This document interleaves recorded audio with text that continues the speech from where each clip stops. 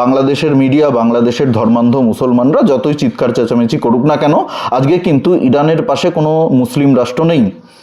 Saudi আরব ইরানের পাশে নেই, এমনকি পাকিস্তান, যাদেরকে বাংলাদেশিরা নিজেদের বড় ভাই মনে করে, সেই পাকিস্তানও কিন্তু আজকে ইরানের সঙ্গে নেই। পাকিস্তান আমেরিকার পেছন চেটে বেড়ায়। ডোনাল্ড ট্রাম্প যদি বলে উঠতে উঠবে পাকিস্তান, যদি বলে বসতে বসবে পাকিস্তান। আমেরিকার বাইরে গিয়ে ইরানকে সমর্থন করার ক্ষমতা পাকিস্তানের নেই। কোনো মুসলিম রাষ্ট্র, কাতার থেকে শুরু করে, সৌদি আরব থেকে শুরু করে, কেউ আজকে ইরানকে সমর্থন করছে না। এই যে আয়াতুল্লাহ খামিনির গোটা মুসলিম বিশ্বের কাছে মাসিহা হওয়ার একটা পরিকল্পনা, সেটা পুরোপুরি ভেঙে গেছে। নমস্কার, আমি দিবাকর, আপনারা দেখছেন জাগরণ বাংলা। আজকে যে বিষয়টা নিয়ে আলোচনা করব, কথা বলবো, সেটা হচ্ছে গতকাল রাতে ইসরায়েল এবং আমেরিকার যৌথ হামলাতে ইরানের সর্বোচ্চ নেতা, সুপ্রিম লিডার আয়াতুল্লাহ খামিনি মারা গেছে। শুধু তাই নয়, আয়াতুল্লাহ খামিনির সঙ্গে তার মেয়ে, তার পুত্রবধূ এবং তার নাতিও এই হামলায় মারা গেছে।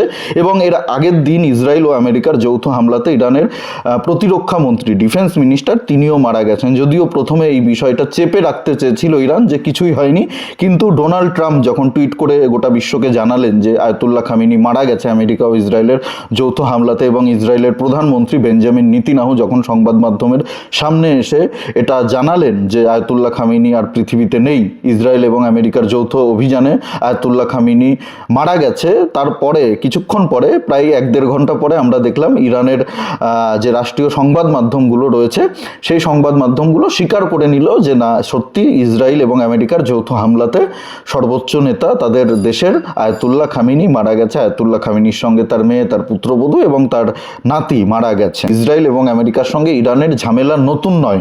ইসরায়েলের ওপরে হামলা চালানোর জন্য হামাসকে সব রকম দিক থেকে সহযোগিতা করেছিল ইরান। ইরান না থাকলে হামাসের কোনো অস্তিত্বই থাকতো না। অস্ত্র শস্ত্র, প্রশিক্ষণ, অর্থ সব কিছু দিয়ে সহযোগিতা করেছিল। যখন দেখলো হামাস আর পেরে উঠছে না একা, সেই সময় হুতিদেরকেও এই ইরান কিন্তু অস্ত্র শস্ত্র, প্রশিক্ষণ দিয়ে, অর্থ দিয়ে সহযোগিতা করেছিল ইসরায়েলের ওপরে হামলা চালানোর জন্য। এই আয়াতুল্লাহ খামিনি কিন্তু আজকের টার্গেট নয়। আয়াতুল্লাহ খামিনি অনেক দিন ধরেই ইসরায়েল এবং আমেরিকার রেডারে ছিল। মোসাদ সম্পূর্ণ তথ্য জোগাড় করে রেখেছিল, কোথায় আয়াতুল্লাহ খামিনি থাকে, কখন থাকে, আপাতকালীন পরিস্থিতিতে, ইমার্জেন্সিতে কোথায় তাকে নিয়ে যাওয়া হয়, কোথা থেকে তিনি পুরো সিস্টেমটা চালান, সব কিছু তাদের কাছে খবর ছিল। এটা কোনো সাধারণ ঘটনা নয়। একবার ভেবে দেখুন, একটা রাষ্ট্রের সর্বোচ্চ নেতা, সুপ্রিম লিডার, তিনি কোথায় কখন থাকেন, কোন পরিস্থিতিতে থাকেন, কতজনকে সঙ্গে নিয়ে থাকেন, সমস্ত তথ্য যদি না থাকতো মোসাদের কাছে, ইসরায়েলের কাছে, আমেরিকার কাছে, সিআইএর কাছে, তাহলে এই হামলা চালিয়ে তারা সফল হতো না। আয়াতুল্লাহ খামিনি চেয়েছিল গোটা মুসলিম বিশ্বের কাছে মাসিহা হতে, যে দেখো, আমি আমেরিকার বিরুদ্ধে লড়াই করছি, আমি ইসরায়েলের বিরুদ্ধে লড়াই করছি, আমার সেই ক্ষমতা আছে, আমার সেই হিম্মত আছে। কিন্তু গতকালকে ইসরায়েল এবং আমেরিকা বুঝিয়ে দিল ইরানের অকাত কি, আয়াতুল্লাহ খামিনির অকাত কি। চাইলেই যখন তখন যে কোনো মুহূর্তে ইসরায়েল আমেরিকা একটা রাষ্ট্রের সর্বোচ্চ নেতাকে হত্যা করতে পারে। ইরানের মতো শক্তিশালী রাষ্ট্র, আমি ভেনিজুয়েলার মতো ছোট রাষ্ট্রের কথা বলছি না, বাংলাদেশ বা ভুটান, নেপালের মতো ছোট রাষ্ট্রের কথা বলছি না। ইরান যথেষ্ট শক্তিশালী রাষ্ট্র ছিল। আমেরিকার চোখে চোখ রেখে তারা সবসময় কথা বলে এসছে, ইসরায়েলের চোখে চোখ রেখে কথা বলে এসছে। কিন্তু এই যে গোটা মুসলিম বিশ্বের কাছে মাসিহা হওয়ার জন্য হামাসকে সহযোগিতা করা, হুতিদেরকে সহযোগিতা করা, বিভিন্ন জঙ্গি সংগঠনকে সহযোগিতা করা, অর্থ দিয়ে, প্রশিক্ষণ দিয়ে, অস্ত্রশস্ত্র দিয়ে, এর ফল আজকে আয়াতুল্লাহ খামিনিকে ভোগ করতে হলো। ইরানের সঙ্গে ভারতের ব্যক্তিগত কোনো শত্রুতা নেই। আমাদের সঙ্গে ইরানের সম্পর্ক যথেষ্ট ভালো ছিল। কিন্তু ইরানে যে ডিক্টেটরশিপ তৈরি হয়েছিল, এখন ইরানের মানুষও এখান থেকে নিস্তার পাবে। ইরানের মানুষও কিন্তু আজকে, সাধারণ মানুষ আজকে খুশি, তারা উৎসব পালন করছে। তারা এই স্বৈরাচারী শাসনের থেকে আজকে বেরিয়ে আসতে পেরে তারা খুশি। আয়াতুল্লাহ খামিনি নেতা হিসাবে খুব ভালো ছিল না। সেই ইরানের সঙ্গে ভারতের ব্যক্তিগত সম্পর্ক ভালো থাকতে পারে, কালকে আয়াতুল্লাহ খামিনির জায়গায় অন্য কেউ আসলে তার সঙ্গেও সম্পর্ক ভালো হবে। কিন্তু যে ডিক্টেটরশিপ চলছিল ইরানে, তার থেকে ইরানের সাধারণ মানুষ অনেক দিন থেকেই পরিত্রাণ চাইছিল, মুক্তি চাইছিল।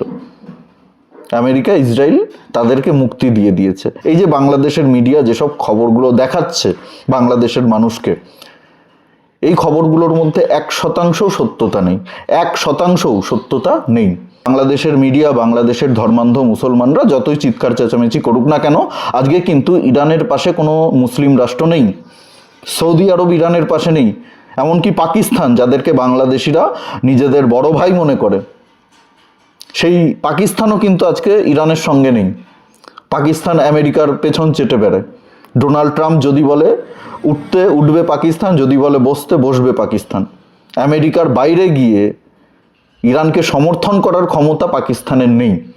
কোনো মুসলিম রাষ্ট্র, কাতার থেকে শুরু করে সৌদি আরব থেকে শুরু করে, কেউ আজকে ইরানকে সমর্থন করছে না।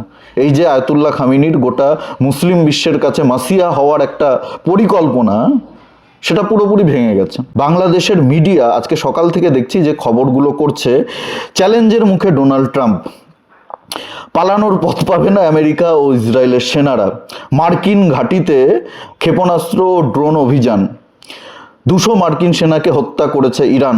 এই খবরগুলো তারা আজকে সকাল থেকে দেখলাম বাংলাদেশের বিভিন্ন সংবাদ মাধ্যমগুলো হেডলাইন দিয়ে বাংলাদেশে চালাচ্ছে, এবং এই খবরগুলো প্রচুর মানুষ দেখছে, প্রচুর ভিউ হচ্ছে। 21 মিনিটে প্রায় 60,000 মানুষ দেখেছে, 42 মিনিটে 50,000 মানুষ দেখেছে, 53 মিনিটে 1,27,000 মানুষ দেখেছে, 13 মিনিটে 47,000 ভিউ হয়েছে, মানুষ দেখেছে। তো বাংলাদেশের ধর্মান্ধ মুসলমানরা, মাদ্রাসা ছাপ মুসলমানরা এই খবরগুলো দেখে আনন্দ পাচ্ছে, খুশি হচ্ছে, এবং বাংলাদেশের মিডিয়ারও খুব ভালো ব্যবসা হচ্ছে। এর আগেও আপনারা দেখেছেন যখন ইসরায়েল এবং প্যালেস্তাইনের মধ্যে যুদ্ধ চলছিল, সংঘর্ষ চলছিল হামাসের সঙ্গে, হুতির সঙ্গে, সেই সময়ও বাংলাদেশের মিডিয়া এইভাবেই খবর করত। ইসরায়েল এখন চাপে পড়ে গেছে, হামাসের হামলাতে ইসরায়েলের অস্তিত্ব সংকটে পড়ে গেছে, চারিদিক থেকে ইসরায়েলকে ঘিরে ফেলেছে হামাসের যোদ্ধারা, বেঞ্জামিন নেতানিয়াহুর দিন ফুরিয়ে এসছে, শেষ হয়ে এসছে, এবং লক্ষ লক্ষ ভিউ হতো, মিলিয়ন মিলিয়ন ভিউ হতো। এই খবরগুলো বাংলাদেশের ধর্মান্ধ মুসলমানরা দেখতো।